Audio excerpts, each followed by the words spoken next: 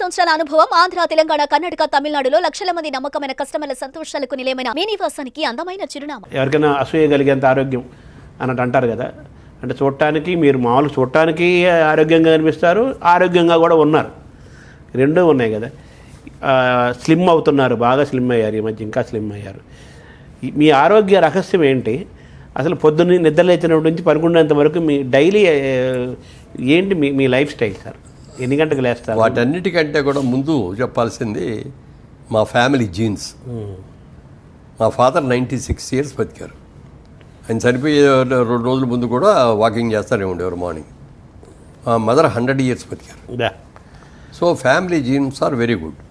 అలా అని చెప్పి మన ఇష్టం వచ్చినట్టుగా లైఫ్ ఇది చేస్తే ఉండవు, పోతాం. అది ఒకటి మెయిన్గా అది ఉందండి. తర్వాత సినిమాల్లో ఉన్నాం కాబట్టి మనం జాగ్రత్తగా ఉండాలి, లావ్ అయిపోకూడదు, పొట్ట పెరగకూడదు, సిస్టమేటిక్గా ఉండాలి అని మనం తినే ఫుడ్ కూడా అండి జనరల్గా ఏది పడితే తినాలని కోరిక పుట్టేస్తాయి. బిర్యానీలు తినేద్దాం, లేకపోతే ఇంకేయో తిందాం, ఫాస్ట్ ఫుడ్ తిందాం, ఇట్లాంటివన్నీ వస్తే మన కంట్రోల్లో ఉండదు బాడీ. ఇప్పుడు మనం ఎంత ఇంటేక్ ఫుడ్ తీసుకుంటున్నామో దాన్ని ఎక్సర్సైజ్ మూలంగానో దీని మూలంగానో దాన్ని ఖర్చు పెట్టాలి. లేకపోతే క్యాలరీస్ పెరిగిపోతాయి లోపల, ఇదైపోయి అంటే డబ్బులు ఆదాయం ఖర్చులాగా. అందుకని ఇంటేక్ ఎన్ని క్యాలరీస్ తీసుకుంటున్నామో అన్ని క్యాలరీస్ బాండ్ చేయాలి మనం. అందుకని రోజు నడిచే రోజుల్లో నడిచేవాడిని, జాగింగ్ చేసే రోజుల్లో జాగింగ్ చేసేవాడిని, స్విమ్మింగ్ చేసే రోజుల్లో స్విమ్మింగ్ చేసేవాడిని, హార్స్ రైడింగ్ చేసేటప్పుడు హార్స్ రైడింగ్ చేసేటప్పుడు అట్లా అన్నీ చేసేవాడిని. ఒక స్టేజ్ వచ్చిన తర్వాత ఇక స్విమ్మింగ్ చేయలేకపోయానండి, జాగింగ్ కూడా చేయలేకపోయా, నడక మీద చేసుకుంటూ వచ్చాను. రీసెంట్గా ఏమైందంటే వెయిట్ మీరు అన్నట్టుగా కరోనా వచ్చిన కాడి నుంచి నాకైతే రాలేదు, కానీ అప్పటి నుంచి కొంచెం ఎక్కువ నడవటం, ఎక్కువ ఎక్సర్సైజ్ చేయటం, వీటితో వెయిట్ తగ్గాను. కొంతమంది అన్నారు ఎందుకైనా తగ్గిపోతున్నావు అది అని. మా బాబు మొన్న వచ్చి నాన్నగారు ఎక్కువ నడవటం కూడా మంచిది కాదు, ఇప్పుడు 20,000 steps నడిచేవాడు రోజుకి. 20,000 చాలంటారు డాక్టర్లు. అదే చెప్పారు మొన్న డాక్టర్ సోమరాజు గారు కూడా చెప్పి కూర్చోబెట్టి చెప్పారు, మీరు 10,000 దాటి మించి ఏది చేసినా అది మీకు వేస్టే తప్ప ఏమీ మంచిది కాదు. నేను చెప్తున్నాను వినండి, మీరు 10,000కి మించి చేయొద్దు అని చెప్పి మీకు ఇవన్నీ కూడా లూజ్ అవుతున్నాయి మన మజిల్స్, ఎక్కువ ఖర్చు పెడతారు శరీరాన్ని. ఆ మజిల్స్ ఇది అవ్వకుండా ఉండాలంటే మీరు వెయిట్స్ అయ్యని జిమ్లో వర్క్ చేయండి డంబుల్స్ అలా.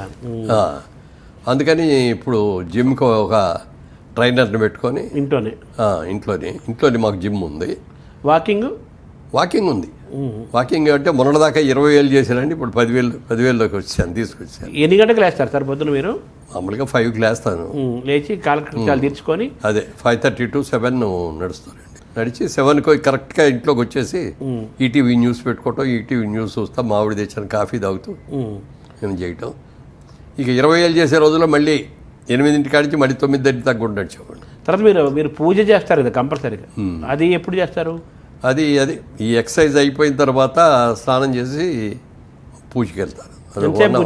1 hour పడుతుంది. కింద కూర్చుంటారా? కింద కూర్చునేవాడిని చాలా వరకు. ఈ మధ్యకాలంలో మోకాలు ఆపరేషన్ అది అయిన తర్వాత కింద కూర్చోవద్దనంటేను అక్కడే ఒక పేట్ లాంటిది ఒకటి పెట్టి స్టూల్ లాంటిది పెట్టి స్టూల్ మీద కూర్చోండి. పూజ తర్వాత బ్రేక్ఫాస్ట్ కానీ నేను ముందే దీని చేస్తాను. అవునా? ఎందుకు చేస్తారంటే దానికి కూడా ఇప్పుడు నేను పూజలోకి వెళ్ళేటప్పటికి 10:30 అవుతుంది, లేట్ అయిపోతుంది. 11:30కి వచ్చి బ్రేక్ఫాస్ట్ చేస్తే మళ్ళీ 2 o'clock లంచ్ చేయాలి కదా, గ్యాప్ తక్కువ ఉంది. అందుకని 10:30 లోపల స్నానం అయిపోద్ది, 10:30కి బ్రేక్ఫాస్ట్ తీసేసుకొని 11 లోపు పూజలోకి వెళ్తాను. గంట మినిమం చేసేవాళ్ళు కదా, గంట పైన చేసేవాడిని. ఇప్పుడంటే ఒక రోజు ఉన్నాం ప్రోగ్రామ్స్ని బట్టి ఒకసారి కొంచెం వెళ్ళాలి అంటే రిపిటేషన్స్ లేకుండా.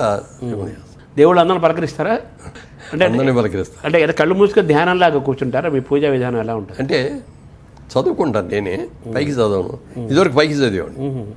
అది ఎందుకు చదివాడిని అంటే ఒరిజినల్గా నా వాయిస్లో కొంచెం జీర ఉంది.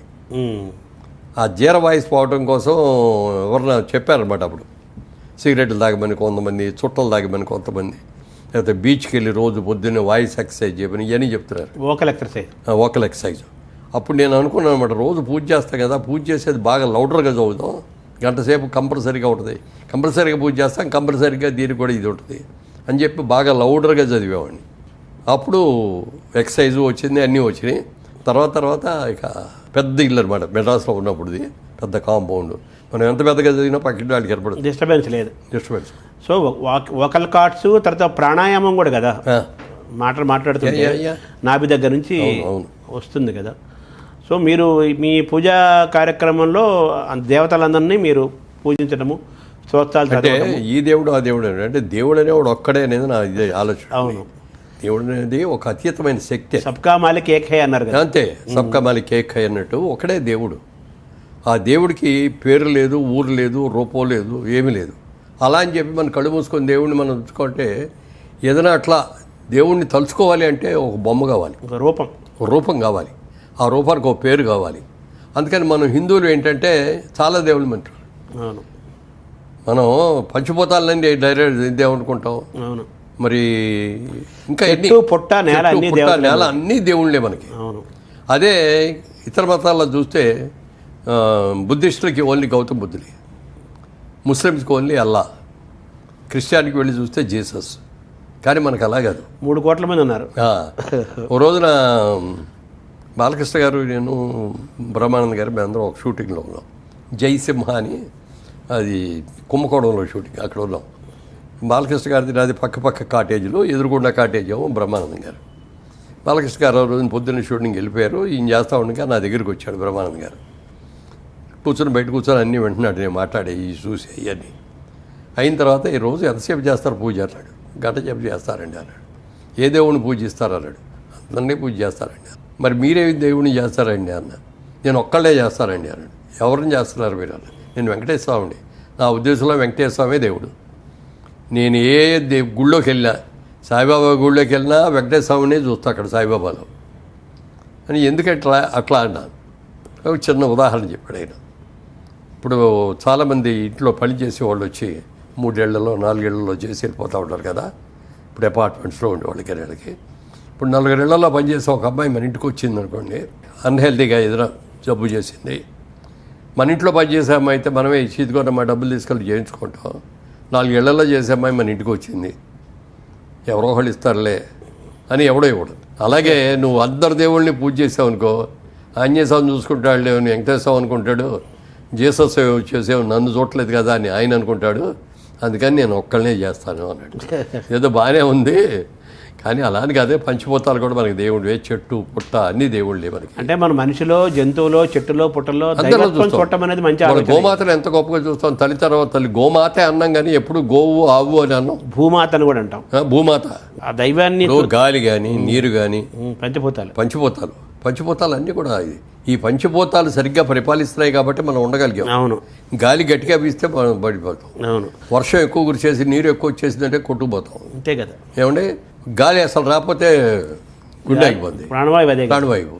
సో పంచభూతాలకి పంచేంద్రియాలకి అనుబంధం అంతే. అందుకని అందరూ దేవుళ్ళే అంటాను నేను. ధ్యానం చేస్తారా కొంచెంసేపు? ప్రాణాయామం ఏమైనా చేస్తారు? ఓంకారం ప్రాణాయామం చేసేవాడిని, కానీ ఇక అది ఏకాగ్రత ఉండట్లా. ఓహో. ఓంకారం చేద్దామని అనుకుంటే అది బాగా ప్రాక్టీస్ అవ్వాలి, ఇంకే ఆలోచనలు రాకూడదు. ధ్యానం చేస్తున్నారా మరి? చేస్తున్నా కానీ కుదరట్లా. ఏదో టైం అయిపోతుంది, టైం చూసుకుంటూ ఉంటాం, ఏదో ఇట్లా వెళ్ళేటప్పటికి ఆ కాన్సన్ట్రేషన్ కుదరట్లా. బ్రేక్ఫాస్ట్ ఏంటుంటుంది సార్ మీది మామూలుగా? నేను బ్రేక్ఫాస్ట్ మామూలుగా ఓన్లీ ఫ్రూట్స్ అండి. ఫ్రూట్స్ అంటే పప్పాయి, దానిమ్మ, యాపిల్, సీజనల్ ఫ్రూట్స్. సీతాఫలాలు దొరికినప్పుడు సీతాఫలాలు, కమలాఫలాలు దొరికినప్పుడు కమలాఫలాలు, నారింజకాయలు దొరికినప్పుడు నారింజకాయలు, మామిడికాయలు దొరికినప్పుడు మామిడికాయలు. సీజనల్ ఫ్రూట్ కూడా తింటా. ఒక సీజనల్ ఫ్రూట్, తర్వాత నట్స్, పప్పు, డ్రై ఫ్రూట్స్. అంతేనా? మీ దోశలు ఇడ్లీలు ఉండవు? ఒక గ్లాసు రాగి జావ తాగుతాం. అంతేకాని దోశలు ఇడ్లీలు అలాంటివి ఉండవు. ఫ్రూట్స్, డ్రై ఫ్రూట్స్, నట్స్, రాగి జావా బ్రేక్ఫాస్ట్. లంచ్ ఎన్ని గంటలకు చేస్తారు? లంచ్ మామూలుగా 2 అండి. లంచ్ ఎలా ఉంటుంది మీది? లంచ్ ఓన్లీ వెజిటేరియన్, అంటే ఓన్లీ కాదు, నాన్ వెజిటేరియన్. సండే డెఫినెట్గా నాన్ వెజిటేరియన్ తింటామండి. మధ్య మధ్యలో ఒకసారి అరసారి ఏదైనా పార్టీ వెళ్ళినా అక్కడ తింటూ ఉంటాం. బట్ రోజు ఫస్ట్ నేను కలుపుకునే మొదటి ముద్ద పప్పుకూరే ఉంటుంది. పప్పు ఆకుకూర మొదటి నుంచి అంతే. మొదటి నుంచి అది కంపల్సరీగా మా ఇంట్లో పప్పుకూర, ఆకుకూరతో పప్పుకూర అనేది కంపల్సరీ. అది అయిన తర్వాత మామూలు కూర ఏదైనా ఉంటే అది తింటాను. అది అయిన తర్వాత నాన్ వెజ్ ఆఖరిలో తింటాను. నాన్ వెజ్ తగ్గించడం మొదలుపెట్టి ఎంతకాలం అయింది? అంటే ఎప్పుడు కూడా తక్కువేనండి, ఎక్కువ తినేవాడిని కాదు. ఎందుకంటే మీ అమ్మగారు వాళ్ళు కూడా కొద్దిగా పూజలు అవి చేసేవారు. మా అమ్మగారు వాళ్ళు అసలు తినరు. ఆహా. మా అమ్మగారు తినరు, మా అక్కగారు తినరు, మా చెల్లెలు తినదు, నాన్నగారు మా అమ్మాయి తినదు. నాన్నగారికి విపరీతమైన ఇష్టం, ఆయన రోజు పెట్టాలి. ఇప్పుడు మా డాక్టర్ తినదు. వాళ్ళకి 2 పిల్లలు, అబ్బాయి అమ్మాయి, వాళ్ళు తినరు. మేము శుద్ధ బ్రాహ్మణం ఒక విధంగా చెప్పాలి. అది కమ్మబ్రాహ్మణ. మన త్రిపురనేని రామస్వామి చౌదరి గారు చెప్పాలంటే ఆయన భాషలో కమ్మబ్రాహ్మణులు. సో మీరు వెజిటేరియన్ ఎక్కువే తింటారు, నాన్ వెజ్ కంపారిటివ్గా వెజిటేరియన్ ఎక్కువ. కంపారిటివ్. నైట్ టైం మాత్రం ఓన్లీ టిఫిన్, దోశ అయితే ఒక దోశ. ఆఫ్టర్ భోజనం లంచ్ తర్వాత ఏమైనా రెస్ట్ తీసుకుంటారా మధ్యాహ్నం ఏమన్నా? రెస్ట్ అంటే పడుకోనండి, పడుకొని ఏదో పేపర్లు చదువుకుంటాం. రిలాక్స్ అవ్వరా? మంచి పనుకోవటం, నిద్రపోవటం ఉండదు. పగలపూట నిద్రపోరు మీరు? పడుకో. ఈవినింగ్ ఎన్ని గంటలకు ఉంటుంది పెట్టినారు? Evening dinner 8 o'clock. నైట్ అది కూడా రైస్ అది ఉండదు. తింటే పుల్కా తింటాం, లేకపోతే ఏదైనా దోశ లేకపోతే ఇడ్లీ కానీ. Very simple. అది కూడా. ఎంతకాలం నుంచి మీరు నైట్ టైం భోజనం మానేసి ఎంతకాలం అయింది? చాలా ఏళ్ళు అయిందండి. అబ్బో. నాకు పెళ్ళి తర్వాత సంసారం పెట్టేటప్పుడు ఇన్సూరెన్స్ చేయించుకున్నాం. ఇన్సూరెన్స్ చేయించుకుంటే మంచిగా రేపు పొద్దున మనం ఎట్లా ఉంటాం, తిరుగుతూ ఉంటాం. ఒక ఇన్సూరెన్స్ ఉంటే ఒక ఇది ఉంటుంది ఫ్యామిలీకి ఒక అని ఇన్సూరెన్స్ చేయిన తర్వాత 1 year అయిన తర్వాత ఇంకొంచెం చేద్దాం, ఆదాయం పెరిగింది కదా అని మళ్ళీ చేద్దామని వెళ్తే ఆయన చూసి ఇన్సూరెన్స్ ఏజెంట్ అన్నాడు, సార్ లాస్ట్ ఇయర్ ఇన్సూరెన్స్ చేసినప్పటికీ ఇప్పటికి 8 kgs పెరిగారు సార్, మీరు ఇలా పెరగటం మంచిది కాదు అన్నాడు. అప్పుడు కానీ నాకు తెలియలేదు నేను పెరుగుతున్నాను అనేది. ఇక అప్పటి నుంచి కంట్రోల్ పెట్టుకో. అప్పుడు పెద్ద ఏజ్ లేదుగా, మీరు 30s 40s ఉంటారేమో. అప్పుడు లేదు, ఇంకా 30 లెస్ దాన్ 25లో పెళ్ళి అయింది. అవును. 26 ఆ టైంలో తీసుకొని అప్పటి నుంచి రాత్రిపూట భోజనం మానేసి, రైస్ మానేసి పుల్కా తినేవాడిని. అప్పటి నుంచే? అంటే మీకు 85 సినిమాలో రాకముందు నుంచే పుల్కా. అంతే. సినిమాలు 34 ఏళ్ల వయసులో వచ్చారు మీరు, అంతే కదా? 74 అనుకుంటా. వచ్చిన కాడి నుంచి కూడా ఇక అది కంటిన్యూ. అంటే మీరు ఇప్పుడు 85 ఏళ్ళు అంటే 60 ఏళ్ళ నుంచి మీరు ఆల్మోస్ట్ 60 ఏళ్ళ నుంచి రాత్రిపూట భోజనం చేయట్లా, ఏకభుక్తమే. పని కూడా 2 గంటలు పనుకుంటారు సార్? 10. ఇద్దరు వెంటనే పడుతుందా మీకు? అది ఆరోగ్యం కొంచెం ఇది కూడా ఆరోగ్యమే. ఇప్పుడు కొద్దిగా మధ్యలో మెలకు రావడం కొద్దిగా కిందే ఉంటుంది. అప్పుడు చూస్తే బెడ్ మీద చిన్న ఎక్సర్సైజ్ చేసేసి పడుకుంటే మళ్ళీ నిద్రపట్టి. సుమన్ టీవీలో మీ పర్సనల్ అండ్ బిజినెస్ ప్రమోషన్స్ కోసం కింది నెంబర్కి కాంటాక్ట్ చేయండి.